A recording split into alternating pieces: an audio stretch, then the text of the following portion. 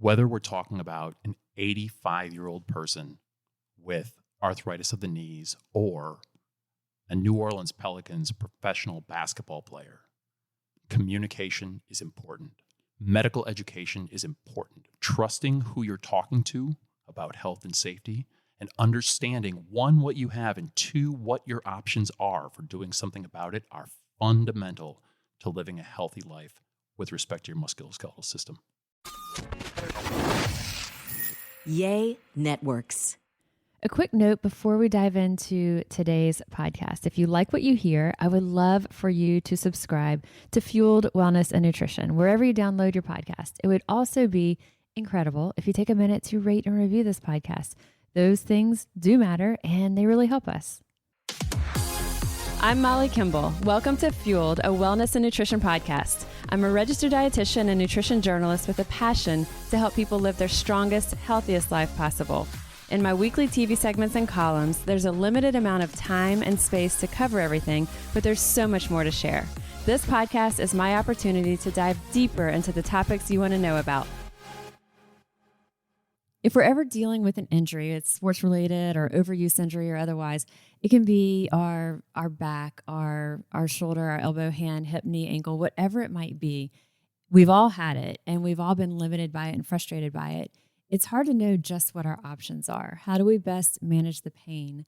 How do we prevent further damage to it or more injury to it? And, a lot of times when we think about what those immediate solutions are, we may think pain medications, which often, can leave us feeling, not ourselves. We can jump to a worst case scenario of something like surgery. But the reality is there's so many options in between that can truly help us to get back on that full road to recovery. I saw a really cool quote that I loved. It is, "The human body is the most sophisticated and versatile machine ever created." And to help us care for this amazing machine, we're joined today by Dr. Andrew Gottschalk. He is the Director of Primary Care Sports Medicine with Ochsner Health. He's also my personal physician. I have gone to him for a variety of these overuse injuries, these sports-related injuries that we're going to be talking about today. I've gone to him for my IT band, for back issues, for hand issues. I've gone to him for so many different things. I love that he's very open. He's very compassionate. He listens to what our goals are. Here's what is the specific needs and kind of how to center things around our life, our family, our jobs. What are our limitations? What are our goals of getting back to whatever level of performance it might be for our own specific needs and our own specific life? And then he tailors his treatments to that. He is an expert in minimally invasive interventions, which basically I kind of refer to it as like non-surgical specialists when it comes to orthopedic and sports-related injuries. So with that, I'm sitting here with you. So welcome, Dr. Gottschalk. Molly, thank you for having me on your podcast. This is quite the honor, and thank you for that very, very kind introduction. I've referred so many friends, family, neighbors to you, and the feedback from people is, "Oh my gosh, thank you. Like, this was game-changing. This is life-changing." Okay, again, one, very, very kind of you to say. I think one of my tenets, one of the things that I believe in my core is that communication is the best medicine. So there are actually a bunch of studies out there that prove that doctors tend to interrupt people like within 6 to 9 seconds of just walking in the room. And I think that's crazy. And so, I mean, in your introduction, you said, "Hey, like, just kind of like listen and help." And I think that is so fundamental to, like, hey, what is going on in your own words? What is going on? What are we talking about?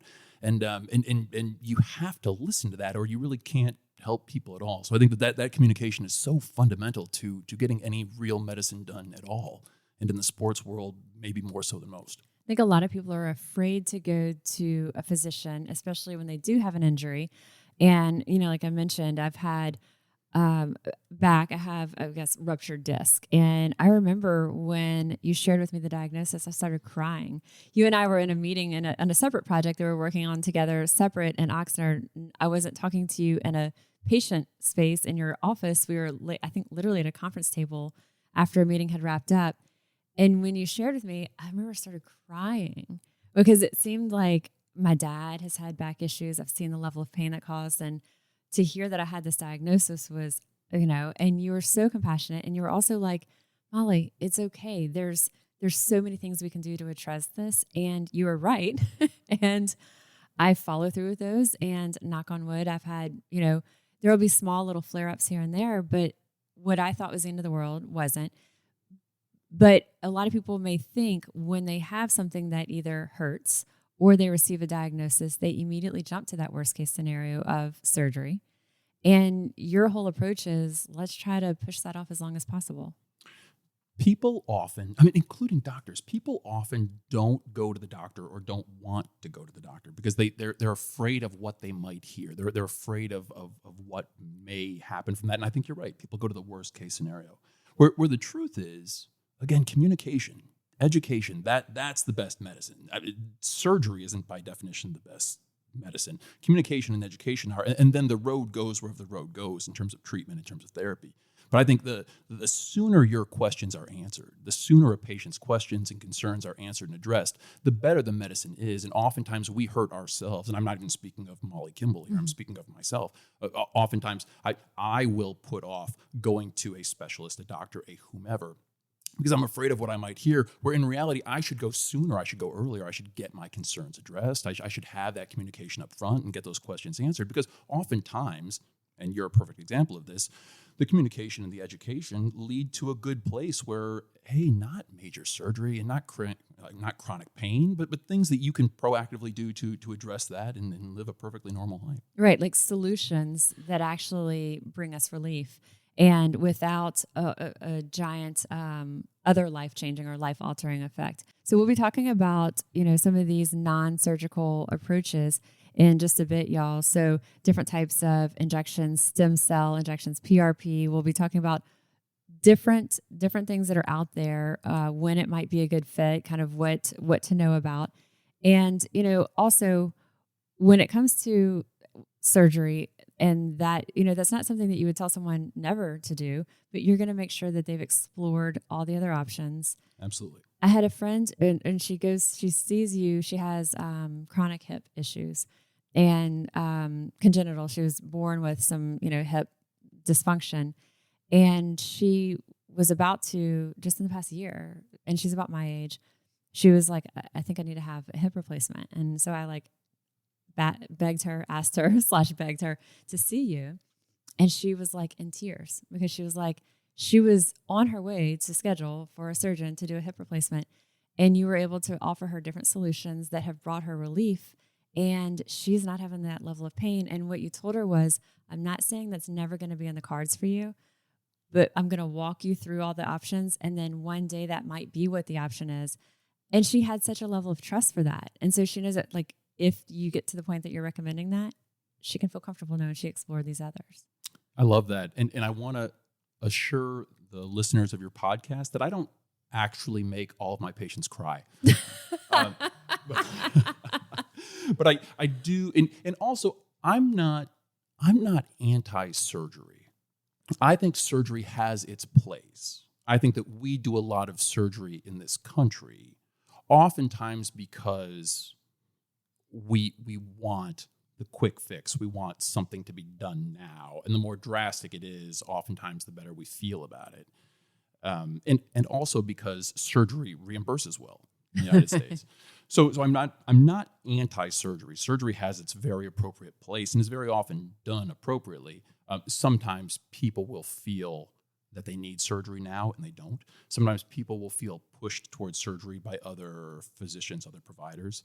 When there are other options that will either take the place of that surgery or be a bridge until surgery is needed, until surgery is required.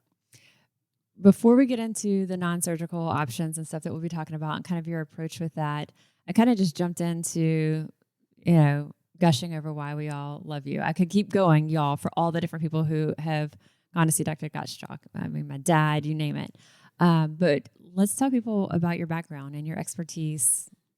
Yeah. So I'm a northern boy. I was raised in the northern forests of Michigan back in the day.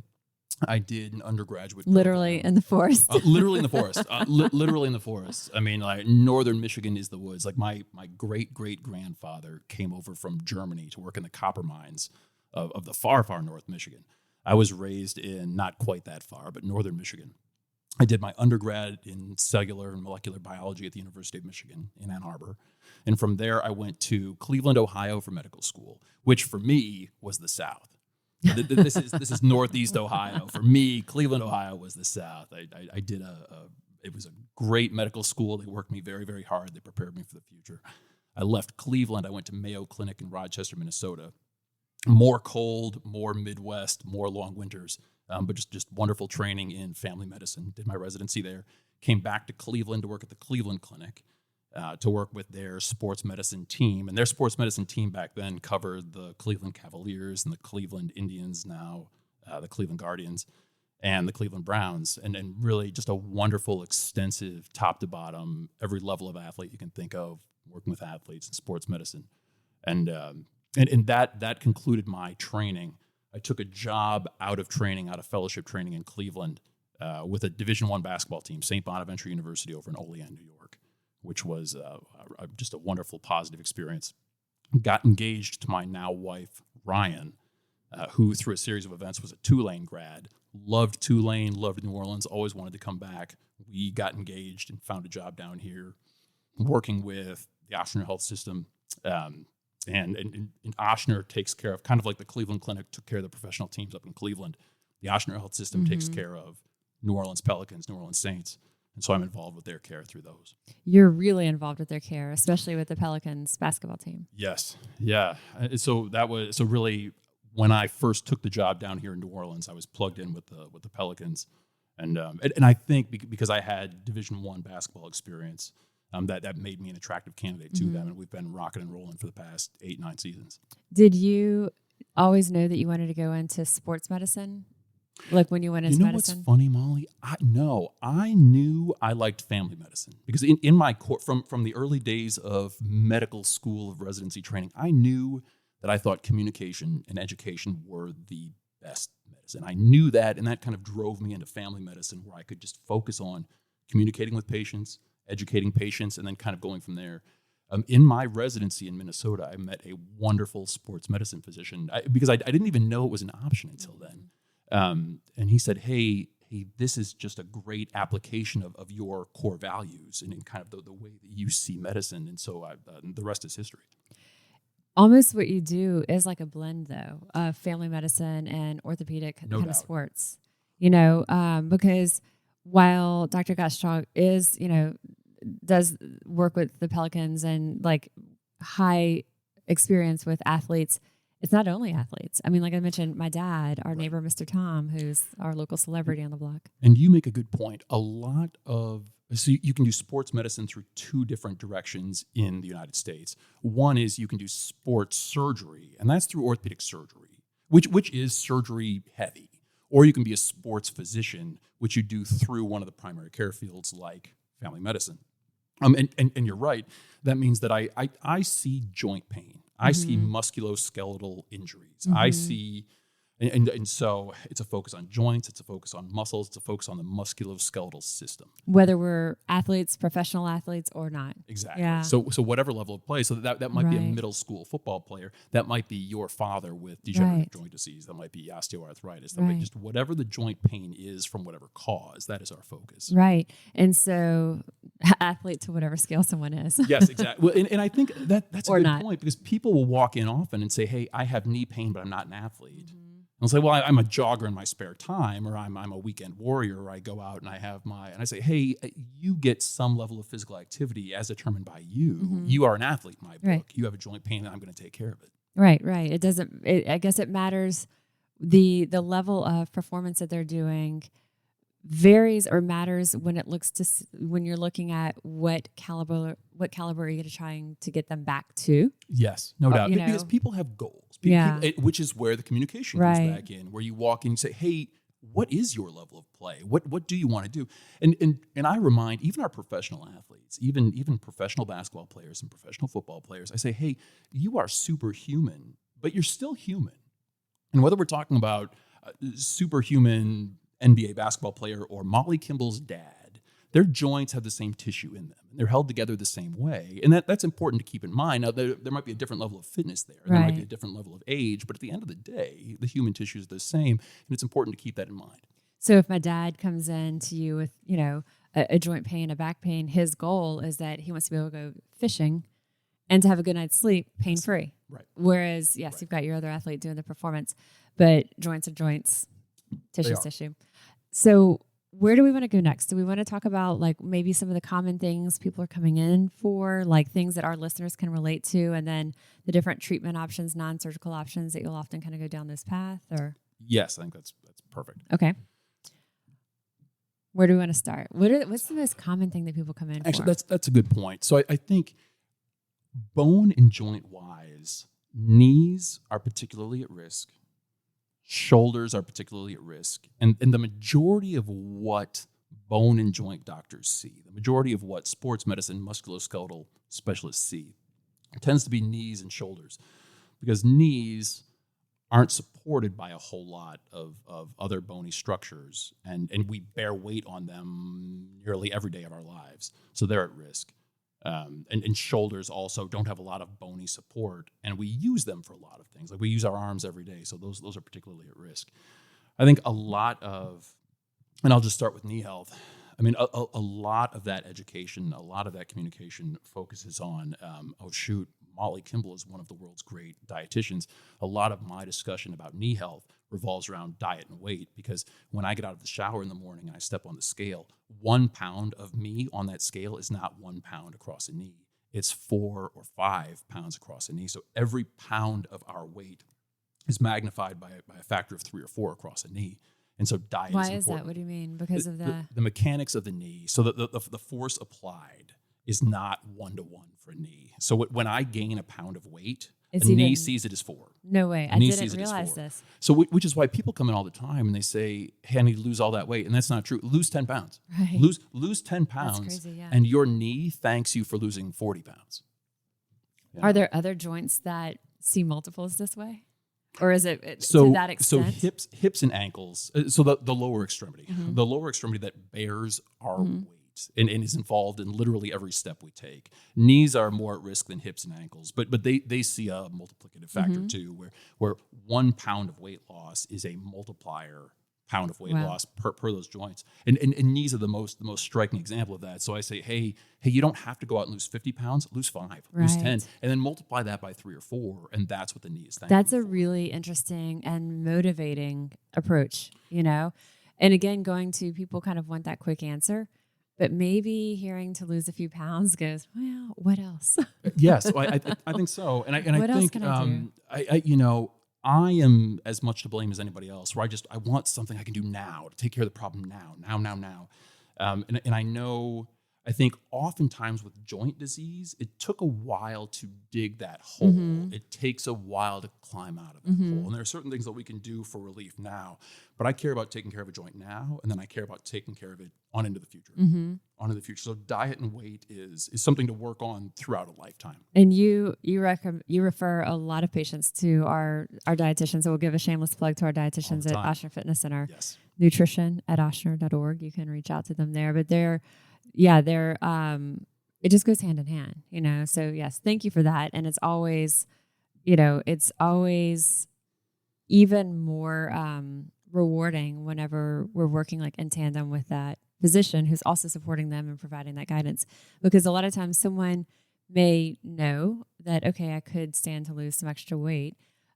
But then when they hear from you that explanation of how even just a few pounds can make that such a difference, such a striking difference, that's that extra little like catalyst, that boost that they needed to maybe help even like solidify the guidance that our team is giving. Loyal listeners of Molly Kimball, we didn't even practice that ahead of time. That was completely spontaneous and just kind of off the cuff. That is actually true. Diet and weight are seriously that important. So knees, people come in for knees, shoulders. I've come to you for I think our first conversation, like I said, was on back issues. Yes. And backs are important because I preach knee health, and knee health is okay, healthy diet, healthy weight, okay, physical therapy if you need it, okay, maybe inject something into it.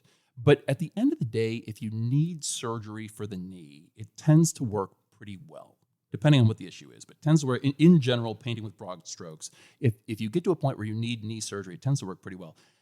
Backs are tricky. I still discuss diet and weight with backs. I still discuss appropriate physical therapy, core strength if you need it, injection therapy if you need it. Surgery for the back, and again, broad strokes, is not always, the outcomes are not as nice and clean as they are for the knee. The outcomes are not as nice and clean as they are for the shoulder. So I work with backs a lot because really the surgical options are so minimal, but they're tricky. But that's why everything else is so much more important. I think, just to kind of say it a different way, for us as listeners, if you think about how many people you know who've had a knee replacement, they were kind of limited for a couple of months after. They kind of had to, baby it a little bit. They had some limitations, and then they are just rocking right along. Yes. But with back surgery, you're hard pressed to find someone who's had a fusion or something else, and you say, wow, they're better than they were before. It's just not as common. There's a lot that you can look at and say, like that wasn't so great. But then with the knee surgery, yeah, there's a lot of really successful knee surgeries that you can look at and see. And my mother is a great example where she put off getting a knee replacement for forever. And we did the whole bit that we're talking about. We worked on diet, we worked on weight, we worked on quad strength, we worked on core strength, we injected the knee forever. And she just put off, which I think is fine, put off getting a total knee replacement. But there comes a day where you need it. It's a little bit like falling in love. You just know when it's time. You just know when it's time. And she got it. And it's that. It's a big knee surgery. But the worst part is, it works. Yeah. So she was when better on the backside. So she was better on the backside. Yeah. Yeah. So knees, shoulders, if someone's coming in with that, like you said, if you have someone that has rotator cuff surgery, or Yes. if they have a knee surgery, that can be, no surgery is, ordinary. And like whenever you're the one going through the surgery, of course it's not at all, but they're more common and the results are tend to be a positive. Yes, I think so. And I'm going to back up just a second because you're absolutely right. So a lot of shoulder pain, because the shoulder is a big ball sitting in a shallow cup. So back in medical school, they said it's too big of a golf ball sitting in too shallow of a golf tee. And to get that big golf ball to sit in that tee, your body has 4 small, weak muscles. And those 4 small, weak muscles together are called the rotator cuff. They're small, they're weak. We think of shoulder muscles, we think of big chunks of meat, we think of pecs, we think of biceps and triceps, we think of deltoids, we think of big chunks of meat. Rotator cuff muscles are 4 small little wispy nothings that just try to keep that ball sitting in the socket. Ooh, it makes me like very mindful of how I'm even holding my shoulders. Of your posture. Yes. Exactly. Yeah. For Molly Kimball's loyal listeners at home, she just straightened up and retracted her scapula into a much better, this is for Molly Kimball, who only has about 3 fat cells on her body. Her posture is now even better than it was 30 seconds ago.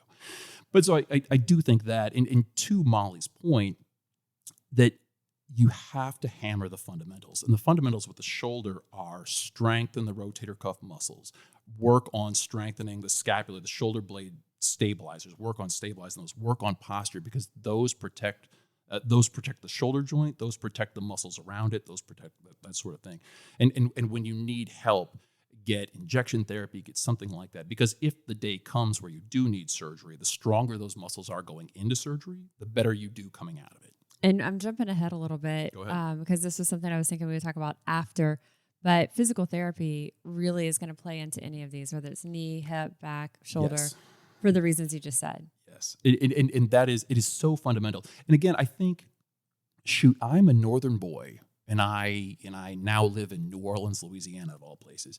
And it's one of those places where the food is so good, you move to town and you immediately put on 20 pounds. So any discussion has to involve diet. I think just the same way, any discussion has to involve strengthening the muscles that support a joint, because bones can only do so much on their own. Right. The muscles are for stabilizing whatever that joint is. And sometimes you can do that on your own, and sometimes you need help. The problem with diet and the problem with physical therapy is it's not quick and dirty. It takes work. And consistency. Work and consistency and dedication, which is frustrating sometimes. People often by the time people come to see me, usually they are in some pain of some kind and they want relief now. So on one hand, we're talking about what's the anti-inflammatory medication, what's the injection, what's the whatever, to give you some relief now. We're going to talk about y'all coming up too. Which we will. Behind that, there is long-term chronic care of a particular joint. And oftentimes always, diet, weight, strengthening, segueing into physical therapy is important in the long-term health of any joint. When I first had this disc issue, I don't remember if we did any injections into it, but I do remember that we did. You sent me for physical therapy, Yes. and it is the smallest, micro moves. You feel a lot like Jane Fonda, with like these very these tiny, what seem like very tiny, insignificant movements, but they're very effective. And I think, this back injury that I had, I mean, we're talking like 7 years ago. It was right when you started at Oshner. It might have been like Yes. 2015 Early or on. around then that it happened. And so I mean, it was excruciating pain, start physical therapy, and it is these tiny little micro moves. I'm incredibly consistent with it every day. It's probably 15 minutes. I do it in the morning. If I do it a couple of rounds, it might be 30. It can literally be half my workout if I'm going to do like a strength day. There was a time I was driving to visit our Eat Fit regions around the state. This is about 3 years ago. So I'm in the car a lot. I go to Baton Rouge for a day, then Lafayette a day, Monroe, Shreveport. And I was on my 4th day, and I kind of do a week-long tour when I would do that to go visit our different regions. So a lot of sitting in the car. And I was staying in a hotel. This is day 4. And I'm waking up to go to the fitness center. And the fitness center at this particular kind of hotel was like in the lobby, and it was surrounded by glass. And I thought, I don't want to, you kind of feel like you're in a fishbowl. So I said, I'm going to wake up early and go do the workout really early so it can be before people are coming down to start their day. Just a little self-conscious. So I wake up and go straight downstairs. Normally I would wake up, do physical therapy, and then do that. And when I say physical therapy, I'm saying the moves that the physical therapist showed me to do. Again, I'm going to jump in here. Loyal listeners of Molly Kimball, and for those of you who cannot see her, she has a BMI of maybe 12, is fit as hell, and maybe 3 to 4 fat cells on her entire body. So for her to be self-conscious tells you something. Sorry, continue. Well, I'll also say it was like it was in the oil fields is where this hotel was. So I was also like mindful of everyone else staying at the hotel. I was like, I want to get in and out. Right. we've got a lot of oil field work happening around here. Fair enough. And so so I go straight down, and I don't do these little 15 minutes of basically turning on the signals and firing up these, the signals from here. And I go to do the elliptical, literally the elliptical, no impact. The elliptical, y'all, is the one you stand on and you sort of glide back and forth. I pulled my back stepping onto the elliptical. And then I'm like, I still had, 2 days left of here. And it was like where it takes you 5 minutes to get out of the car. You're like, everything hurts. And it was the one time in years that I had gone straight to do the exercise versus doing the small physical therapy first. And I couldn't believe it. I was like, this is insane. So now what I actually do is even more. It might be overkill. But I like to splash water, like cold water on my face, like first thing when I wake up. Yeah. Al Roker, I saw an interview with Al Roker from like the Today Show. And he was like, if I even, because he wakes up at these, he wakes up when a lot of people are going to sleep. Yeah, right. And he said, but no matter what, if I splash cold water on my face, no matter what, it's like refreshing. And it makes, you wake up and you don't even think that it's 1 o'clock in the morning or whatever. And I kind of like that idea of like waking up, cold water splash. My husband is like, this is the worst thing. Like you like surprise yourself like first thing in the morning. But this is how cautious, y'all, I am and protective I am on my back, because I had that incident I told y'all about, on travel. But I've had a few others over the years where there has been a flare up. I've had to go back to Dr. Gottschalk, like, hey, I'm having this issue. And, he'll do some of the other treatments that we'll talk about in a minute. But I've become incredibly protective of that and mindful of that. And so even if I'm going to wake up in the morning and go splash that cold water, I do stretches in the bed before I get out of the bed. I'm like, you can't just lean over the sink right away. You know what's funny? On one hand, it's funny. On the other hand, I think you know your body better than anybody. And this goes back to doctors are the kings of interrupting people when they talk to them. But again, like I can know medicine better than anybody, and I can know the human body better than anybody, but I don't know Molly's body better than Molly knows Molly's body. And so for you to know things like that and kind of have little things that work for you is entirely appropriate. Not even appropriate, but a positive thing. It is a little bit like, I mean, I laugh. Like Brad will be like, "What are you doing?" I'm like, and he just knows now. And I try to we have a Tempur-Pedic bed. So like if I'm moving, like you don't really feel it on the other side. It kind of Right. And so I try to not like tussle him because he's still sleeping. And so I'm like, stretching before I even get up. But I'm like, and he's like, he asked like, recently, like, why do you do that? I'm like, you don't just lean over the sink like right away when you like you could like risk pulling something. And I'm like sort of joking about it, but it's really Sort of joking, Yeah. sort of not. Now I would say, as kind of an aside, muscles cool down during periods of inactivity. So periods of inactivity are long car rides, plane flights, like long meals. Periods of inactivity, muscles cool down and go into spasm. And the longest period of inactivity is when you sleep. Is when you sleep, you lay down, you go to sleep, and you don't use those muscles. They cool down, they constrict, they go into spasm. So the first thing in the morning thing. So people with knee joint pain or shoulder joint pain or low back pain, like Molly Kimball has. Yeah, so first thing in the morning is an important time. They literally call that a wake-up period or Right. a warm-up period for those muscles. And so I'm with you. I do so many things in terms of my life to convince my spouse that I'm not crazy. But, but on top of that, hey, that warm-up period is Right. entirely appropriate and it is protective, as you say. And having had that experience of earlier than usual waking up and making this choice and then having and kind of paying for it, let's talk about some of the therapies. We've talked about non-surgical approaches. Where do you want to start on those? So I think in general, there's the diet and weight discussion. Mm-hmm. There's the physical therapy and keeping muscle groups strong discussion.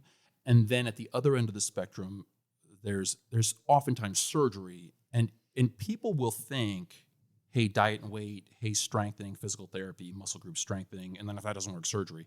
And the truth is, between the one end and the other is this huge range of other things you can do that are a bit more aggressive than diet and weight and physical therapy, but way, way less aggressive than somebody cutting on you with a knife. I always tell my patients, hey, if somebody's taking a knife to you, that can be mugging you in a back alley. That can be in an OR. If somebody's cutting open your skin with a knife, it's a big deal. There's no such thing as a small surgery. So by the time you get to that point, make sure you really mean it.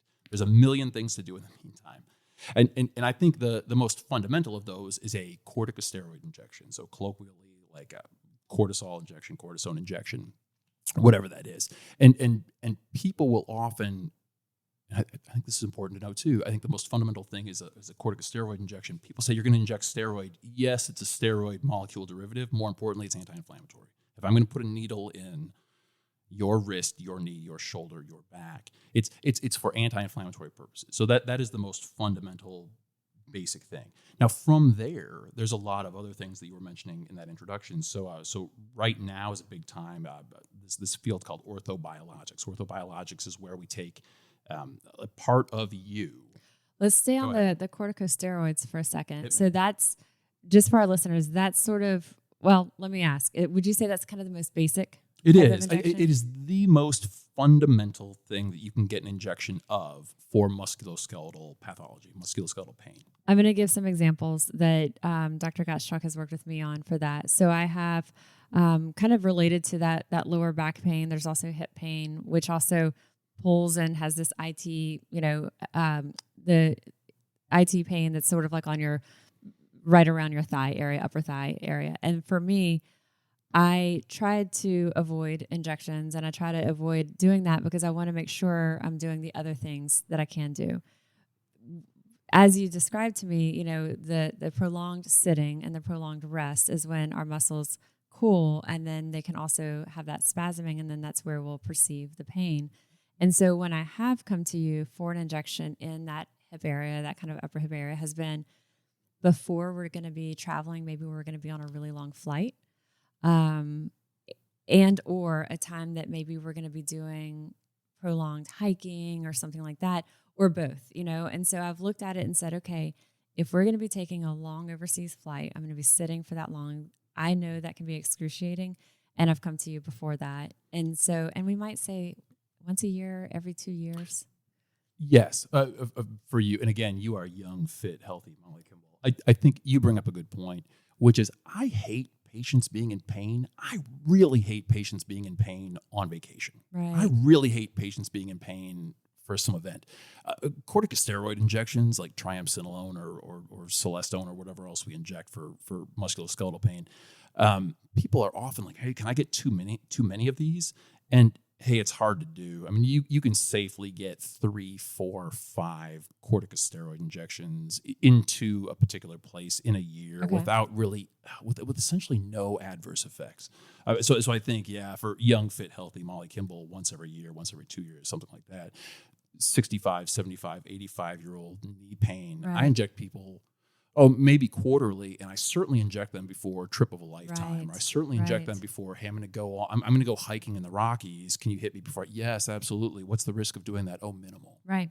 Or even just as you're saying, like when someone's older and they're going on a trip, even just moving around more is going to be that challenge. And so let's help them do this pain-free. Right. Okay. So corticosteroids sort of just are basic, and that would be, I mean, it brings tremendous relief. My neighbor was debilitated after, I think, moving a generator after one of the hurricanes. And I'm seeing him outside. I mean, I'm seeing his wife outside because he's inside. And he's miserable and he's in so much pain and he's just suffering. And he's somebody that, was like, hey, I recommended you. And he said, wait, I have an appointment with him coming up. I'm like, oh, thank goodness. And so he's become an advocate also, So, okay. So the other types of injections that you're starting to talk about. So corticosteroid injections, just about anywhere you can think of. In the knee, there's another type of injection called a visco supplement or a high hyaluronic acid injection, which are just big doctor words. But essentially, it's a synthetic motor oil that you can inject in there. The only place that we can really do that is the knee, but it goes in there and works sometimes when a corticosteroid doesn't.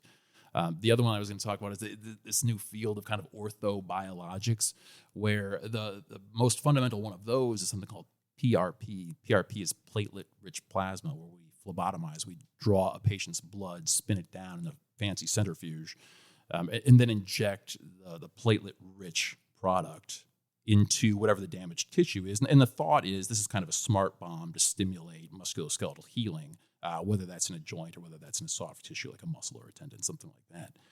And so then there's a bunch of things behind that. But the most fundamental one is kind of platelet-rich plasma. And you'll hear that called PRP. PRP colloquially, because that kind of kicked off the whole craze of, hey, are there other autografts? Is there other tissue from the patient that you can take out, withdraw, process, and put it into a place to stimulate healing? You mentioned colloquially we call stem cell injections. There's kind of bone marrow aspirate. Now there's ways to like aspirate fat cells and kind of process mesenchymal stem cells. Again, big doctor word. I apologize for that. But basically get cells out that are responsible for signaling healing factors, healing pathways, put it into tissue that's having a hard time. What are the different circumstances or reasons someone might use PRP, or you would choose or recommend PRP or stem cell? Good point. Corticosteroid injections are good for getting the inflammation gone, taking away the inflammation. And inflammation does a lot of things, but the one that we really care about is pain. Mm-hmm. Like, hey, I have knee pain, I have hip pain, I have back pain. That is from the inflammatory changes back there. You put in a corticosteroid, it gets rid of the inflammation, pain is gone. The platelet-rich plasma or the other orthobiologics, the stem cell preparations, the cellular preparations, are one, trying to get you out of pain, but two, trying to promote tissue health in a way that the corticosteroids don't necessarily. Corticosteroids can get inflammation away, but they don't promote tissue health. It's it helps with the inflammation, but it's not promoting the regeneration or right. It's not promoting the regeneration of soft tissue or things like that. The whole point of the one is just to get rid of the pain. Mm-hmm. The whole point of the other is to get rid of the pain and promote tissue health. Mm-hmm. So between the PRP and the stem cell. Yeah, it's a good point. Because PRP has been around for forever now, there's much more data, much more studies out there kind of describing its use. And there's less of that for the cellular products and those type of preparations. So usually if I'm recommending things to patients, I say, hey, because we know more as a scientific community about PRP than any of the rest of them, if we're going to go with one, let's do that. There's more science out there. There's more data out there.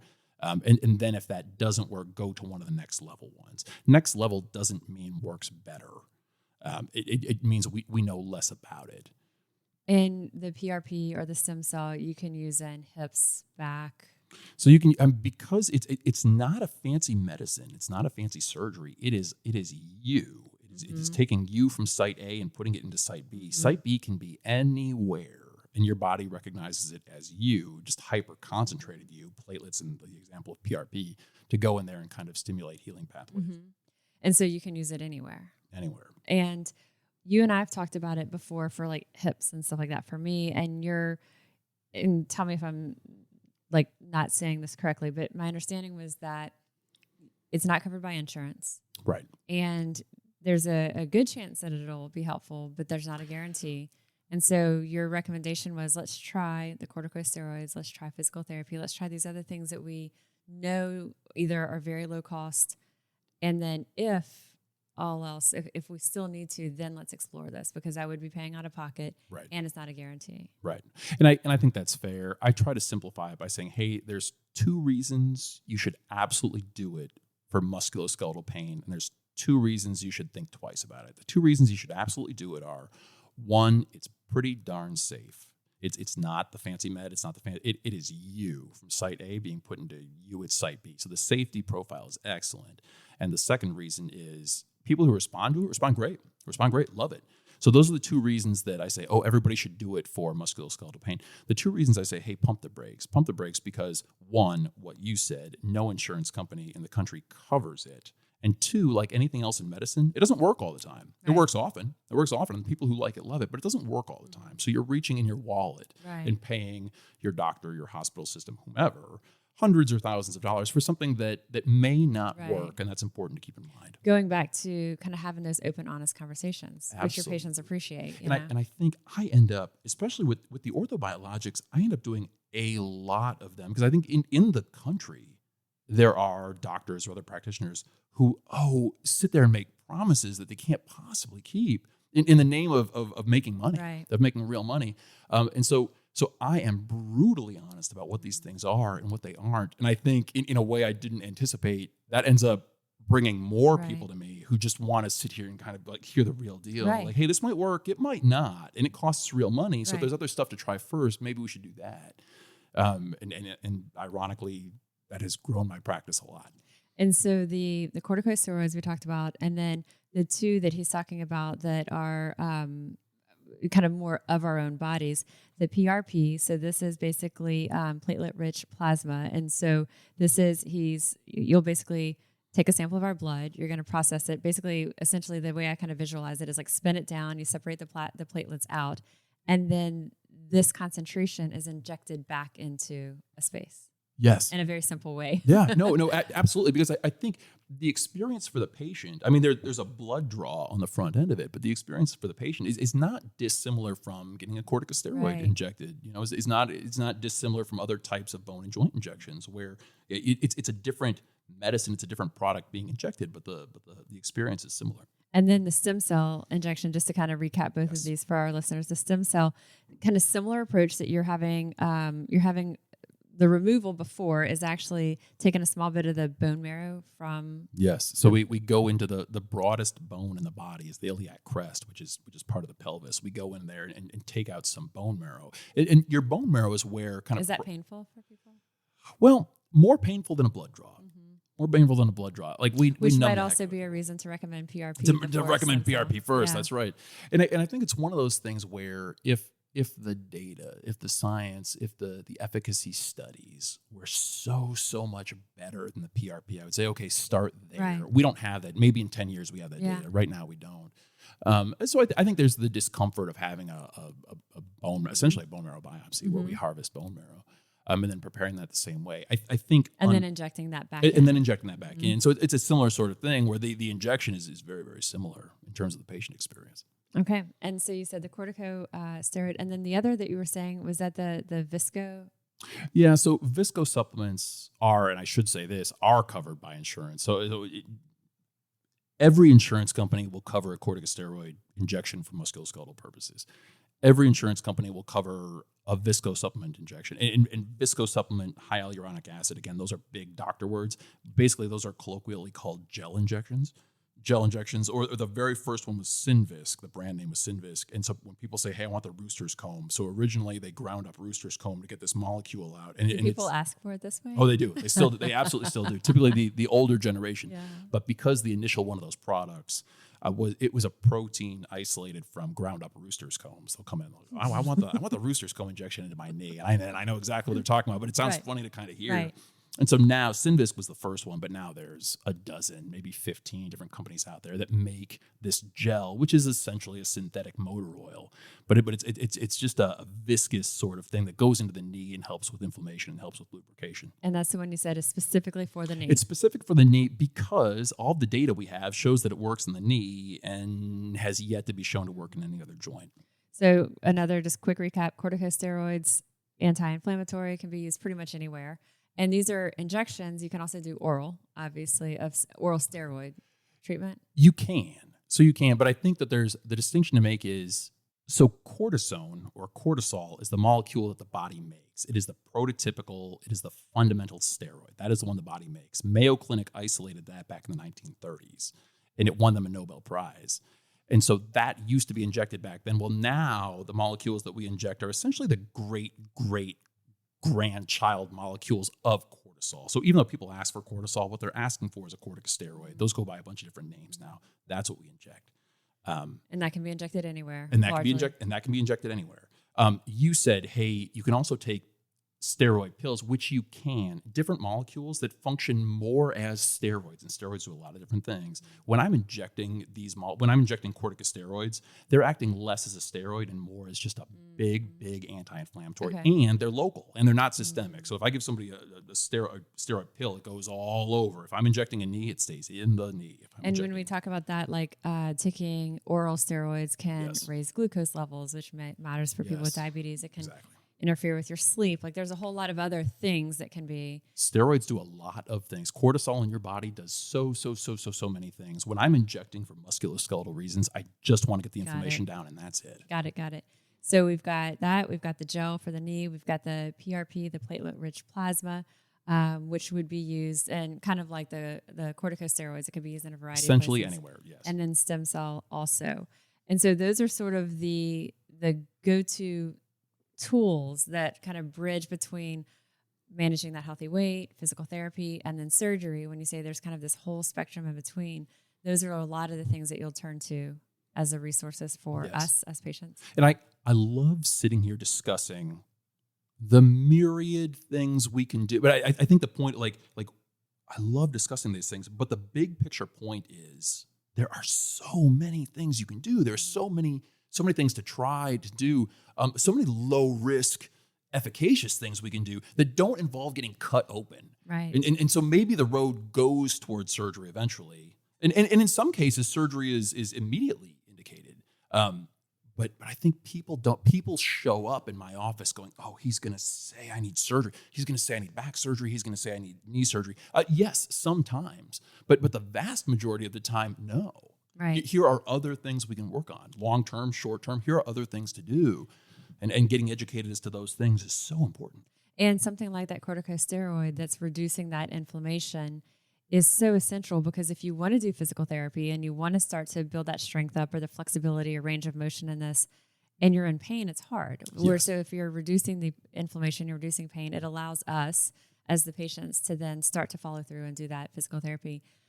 Then when we look at other things, so physical therapy is one. I mentioned that I had kind of the lower back issues and hip issues, which a lot of the hip issues I realize are kind of that strong like IT band that is, I felt like that whole area was just so tight and pulling on. I kind of realized that, wow, a lot of what I'm perceiving as hip pain is really kind of in that other space, the IT band that's pulling on it. Yeah, and the hip is one of those joints where, like, oftentimes when patients come in with knee pain, it's actually their knee. Oftentimes when people come in with shoulder pain, it is in fact their shoulder. The hip, there's so much going on. One, the hip is complex, but two, the hemipelvis is complex, and three, the low back is right there. Mm-hmm. And so oftentimes people come in with quote unquote hip pain, and it's something outside of the hip. Right. That's where we're perceiving it. But because I noticed when you did the injection, that was before that long strip that I talked about. It was more like on the upper thigh going down into the thigh area, not as much like what you would say like in the hip socket. Right. And I was envisioning it like in the bursa socket and this, and you corrected me, and though it's more like almost in the muscle tissues or between the muscle fibers. Right. So there are so many muscles, ligaments, tendon that support the ball in the socket in the hip. And oftentimes people will have irritation, inflammation of one of those, not in the hip, not in the ball and socket, but around that. And that's what you had, where you had there are muscles that kind of wrap around the outside of the hip that stabilize things that were tight and inflamed when we took the inflammation down. Several years ago, I came to you and you did it. And I remember as that needle was going through, it hurt really bad. And you even kind of commented that you were having to kind of push through some of that tissue. Yes. And then over the course of the next year and a half or so, I actually tried to get really proactive with massage and breaking up that fascia tissue and like trying to do everything to keep the muscles as pliable and get rid of that fascia as much as possible. And so I use a trigger point roller. I'm actually pointing at it in our living room over there, and like actually look at it. It's like the little toolkit next to it. It's right there. That's perfect. And then so using the little hand stick that does that, so that's like, yeah, in the morning is the stretches before doing the roker, and the evening is, that being, again, consistent. And it's not like it takes forever doing that, but it's maybe just 5 minutes, 5 minutes in the morning, 5 minutes in the evening. And then also we have a great massage therapist at our fitness center who does a really, not just deep tissue, but really more therapeutic. She calls it Anma. And she does, like, if she was to reach and like she takes the muscles and almost as if she's kneading bread. And the idea that she's looking to kind of break up or help the adhesions or whatever that is. So those of you who can't see Molly Kimball, she's like wringing out a dishcloth. Right, wringing out a dishcloth, or like almost like lifting the muscle up a little bit and pulling it. And in a different technique than maybe typical massage, you think of simply pressing down into the muscle. Right. So these different approaches, I just say that because I remember the next time I went in about a year and a half later, you commented that it was a lot smoother to push that needle through. And I thought, I don't know if that had anything to do with it, but I also felt like those things, they're certainly not hurting. And if they're preventing it from becoming as tight or having those adhesions there. Whatever that is. No, I agree. And I think this goes back to the big picture point, which is there are so many things you can do, so many low risk, minimal risk things to do. Hey, try those, because everybody's different. This goes back to, when you were in the third grade and your mother said, hey, everybody's different. Turns out that's true. and so some people respond to this and some people respond to that. And I think, hey, try things and see what your body responds to and what it doesn't respond to, and then focus on those things. Also, what your level of commitment is. If I had to do something that took, I do 15 minutes of physical therapy. I do about 5 minutes of that little, stretching in the evening. And those are things that I can commit to doing that. And I'll multitask them and I'll do other things while I'm doing that. And so finding what's going to work, because we all have a lot going on and we don't have the luxury to spend an hour a day doing all types of other things. So it's finding what's going to work and what's going to be, what's giving you the most impact for the time we're putting into it. Yes. What are some of the other things that you would say, or are there other things that we would, tell our listeners, like, considering like maybe sleep or recovery or behavioral therapy or cognitive therapy for pain management, anything like that you found successful for your patients? A couple of things off the top of my head. One, I think every human should have a $4 bottle of Tylenol and know how to take Tylenol. I think every human should have a $4 bottle of generic ibuprofen and know how to take ibuprofen for regular old bumps and bruises and things like that, because it turns out that stuff works and it's pretty darn safe. When you say know how to take it, how do you take it? Well, that's a good point. I think, so in general, people can take up to 3,000 milligrams of Tylenol. Tylenol is the brand name. The generic name is acetaminophen. People can take Tylenol, acetaminophen, 3,000 grams a day safely. 3,000 milligrams a day safely. Now that is modified for people who have liver or kidney disease. So I don't want to people who drink a lot of alcohol. People who drink a lot of, you and I say this in New Orleans. People who drink a lot of alcohol. So those sorts of things. So I think talk to your doctor about that. In general, 3,000 milligrams a day is safe for Tylenol, for acetaminophen. Ibuprofen and ibuprofen's brand names, Advil, Motrin, other brand names, but ibuprofen's the generic name for that. That is, you can safely take, so those typically come in 200 milligram tablets. You can safely take up to 6 or 8 of those a day safely. Again, if you don't have liver or kidney disease. But I think those are medicines that kind of get poo-pooed. Those are $4 from Walgreens. Those are $4 from Walmart. I think for regular old bumps and bruises, musculoskeletal pain, everybody should know how to take that stuff safely. I do. The other point that you made that I completely agree with is sleep hygiene. Like, there's so much stuff out there that's snake oil. There's so many people, groups, whatever, who will happily take your money and pocket your money based on the placebo effect. Every study about sleep and sleep hygiene shows that if there's a miracle drug out there, it's sleep. Right. It's appropriate sleep. And so first I'll say what appropriate sleep hygiene is. Appropriate sleep hygiene is essentially have a set bedtime. Your brain knows when the day's ended. Have a set wake time. Your brain knows when you're going to wake up. Sleep with an alarm on, but your phone in the other room. And the fourth one is have the thermostat set to less than 70 degrees, so 68 or 69 degrees, which is cold. Saying those 4 things out loud, even for me, it's just about an impossible task. Like, my life is so busy between my family, between my career, between my jobs. I mean, it is just busy.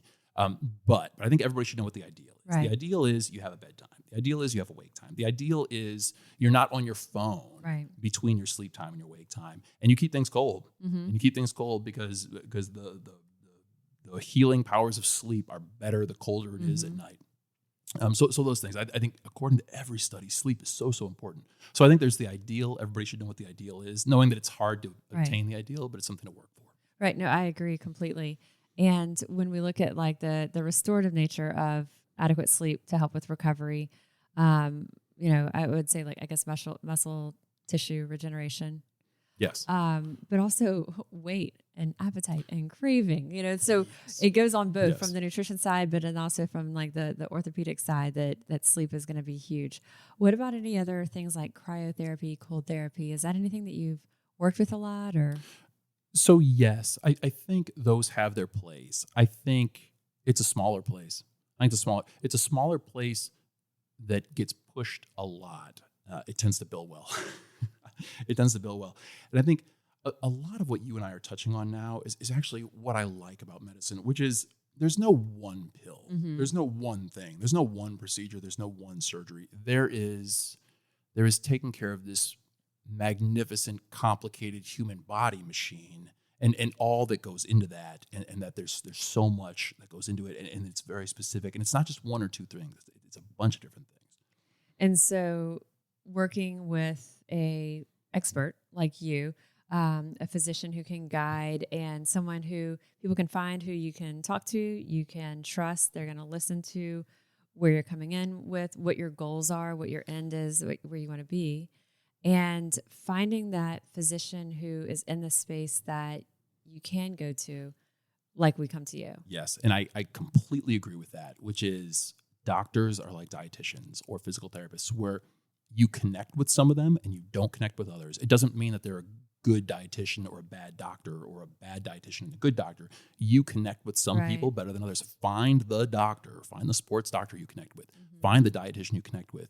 And not having a connection with a medical professional is fine, because nobody gets along with everybody. But I mean, that connection is so important, regardless of where the road goes, regardless of where the medicine, the treatment, the therapy goes. Have a connection with the person who's advising you.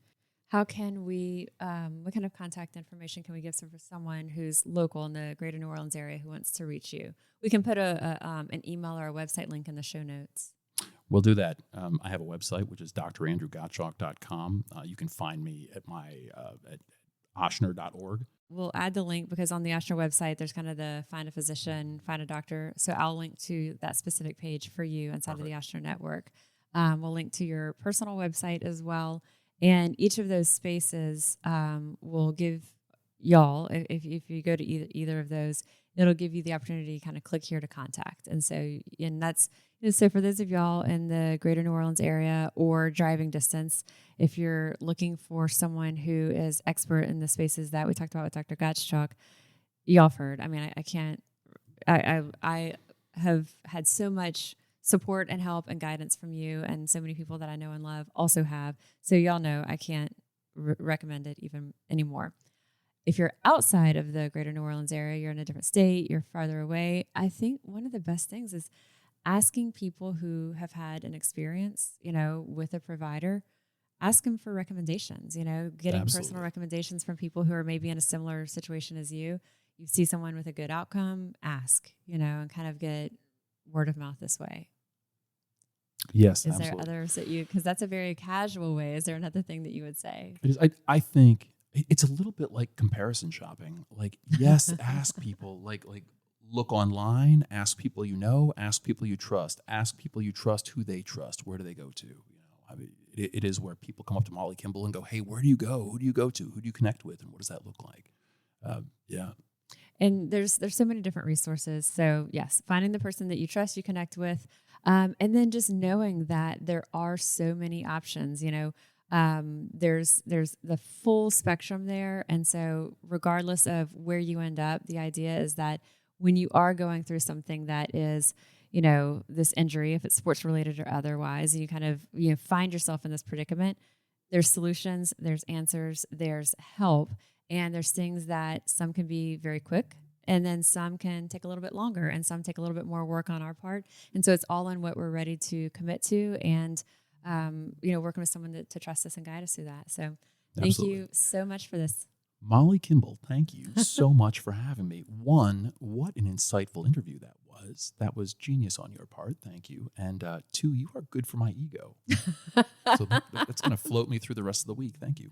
For our listeners too, it took months for me to wrangle Dr. Gottschalk into getting the time on your schedule. Life is busy these days. I ended up having the conversation with you in front of your nurse, and I think she plugged this on your calendar. So thank you, Erica. Well, good. Erica. I'm glad you enjoyed it. Thank you so much for your time. Thanks, Molly. A tremendous thank you to Dr. Gottschalk for carving out the time to talk through this with us, to share with us the different options. It helps to simplify it. It gives us a sense of clarity on, kind of what there is. It's bridging from the basics of physical therapy, like you said, all the way to surgery, and then kind of everything in between, and helping us to really understand what the options are, helping us to kind of sort through and think through what might make most sense. And then also educating us on, if we're not fortunate enough to have him in the proximity, that we could meet with Dr. Gottschalk or someone on his team, that it educates us to at least know what questions to ask and what to look for in a provider. So I'll include the links that we talked about for his personal website, and also the Ochsner page that will have his contact info and how to reach out to him for more. And always let me know what you think. If there's things that we didn't cover that you've got questions about or you want to know more about, let me know, and maybe we can get him back on to join us. Also, if there's things that we talked about that you learned from and that helped you out, I always want to hear that too. I am registered dietitian Molly Kimball, and you've been listening to Fueled Wellness and Nutrition, the podcast. If you'd like more Fueled Wellness and Nutrition, please head over to mollykimball.com. You can follow me, Molly Kimball RD, on Instagram, Facebook, and Twitter. If you haven't yet, please go to Apple Podcasts and subscribe, rate, and review this podcast. Join us next week for another dose of Fueled Wellness and Nutrition. Thanks for listening, and stay focused on living your strongest, healthiest life.